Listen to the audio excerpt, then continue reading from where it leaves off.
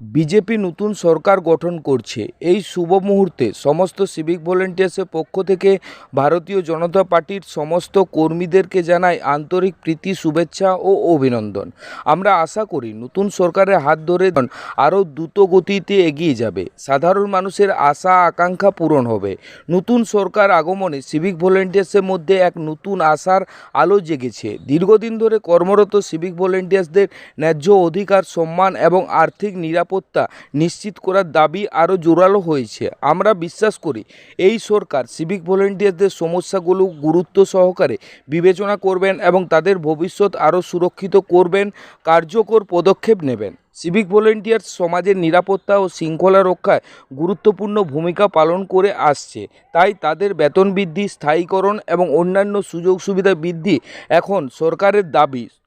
আমরা আশাবাদী নতুন সরকারের উদ্যোগে এই দাবিগুলির দ্রুত সমাধান হবে এবং সিভিক ভলেন্টিয়ার্সরা যথেষ্ট সম্মান পাবেন।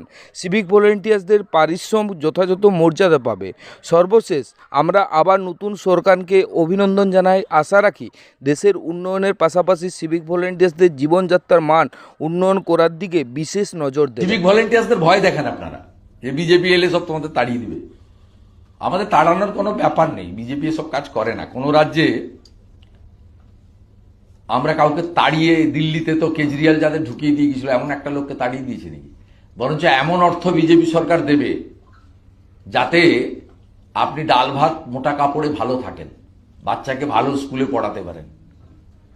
মমতা ব্যানার্জির কারণে বহু যুবক তারা তো বিয়ে থাও করতে পারেনি, বাবা মাকেই ওষুধ কিনে দিতে পারে না, সংসার করে কি করবে? অনেকে তো 40 বছর পেরিয়ে গেছে। বিজেপি রুল স্টেট 21টা স্টেটে কি কি হচ্ছে, কি কি দিচ্ছে তার সঙ্গে কম্পেয়ার করুন। মুখ দেখাতে পারবেন না, মুখ দেখাতে পারবেন না আপনার লজ্জায়।